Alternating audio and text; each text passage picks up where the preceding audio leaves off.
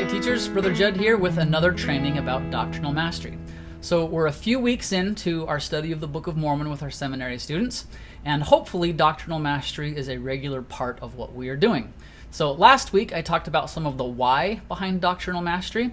This week I want to get more into the what, how you can help your students memorize the Doctrinal Mastery passages and their key phrases.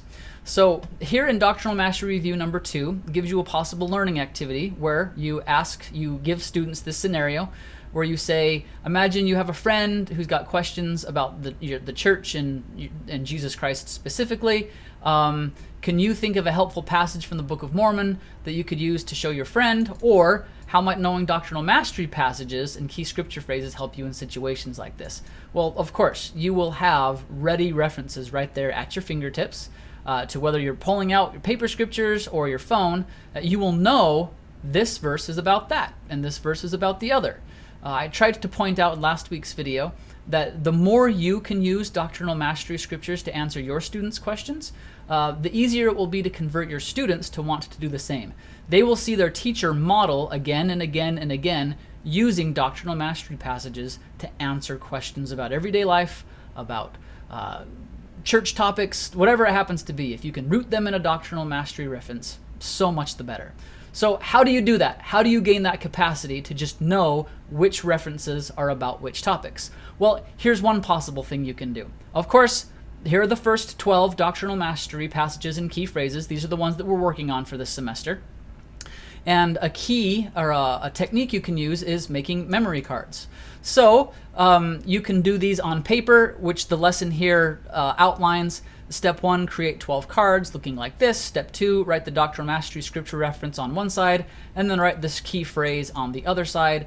Cut out the cards, and then you can play games with those memory cards.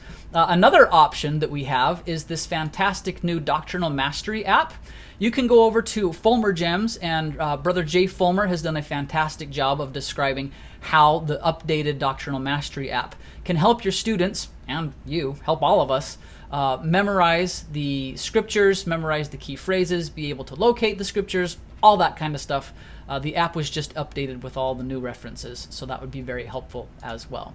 And then just come up with some different ways to use these tools in a fun way that will help your students want to engage with and learn their Doctrinal Mastery references.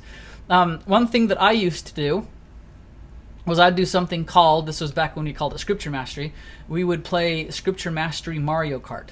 Now, the activity had very little to do with Mario Kart, but I named it that because it got the students' attention. And so what we would do is I had the references and the rhymes all cut up they were written on cards, placed all over the table. The references and the rhyme, they were all face up. I had the students in groups of 6. And what I would do is I would say either the reference or the key phrase. I happened to put them into rhymes. Either the reference or the key phrase, and their job was to slap both of them.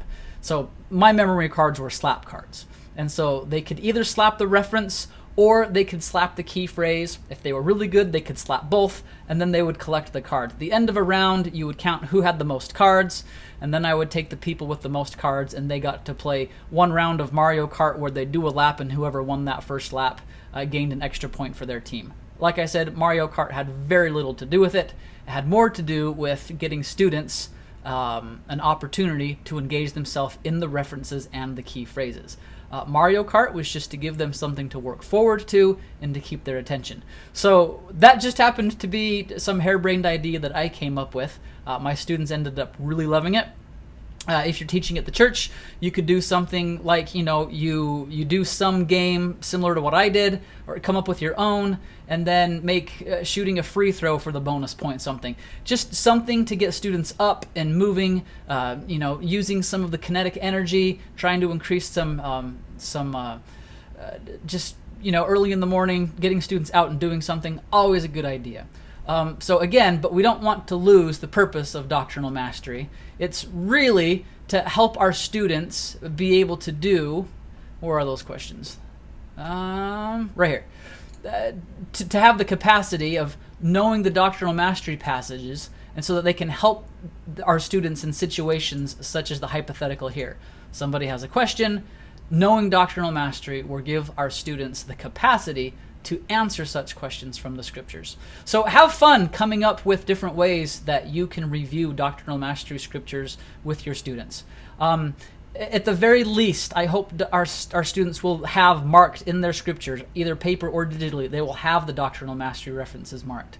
The best would be they have every word of every single thing memorized. My guess is most of us will fall somewhere in between. I would hope that my students would have every reference pegged to the key phrase, so they would at least know which doctrinal mastery scripture is about what, so that they can use them in their everyday lives. Hope that was helpful. God bless. Glad we have slightly warmer weather, but of course, as soon as I say that, it's going to turn cold, so forget I said anything. But God bless, and I'll have another training for you next week. Take care.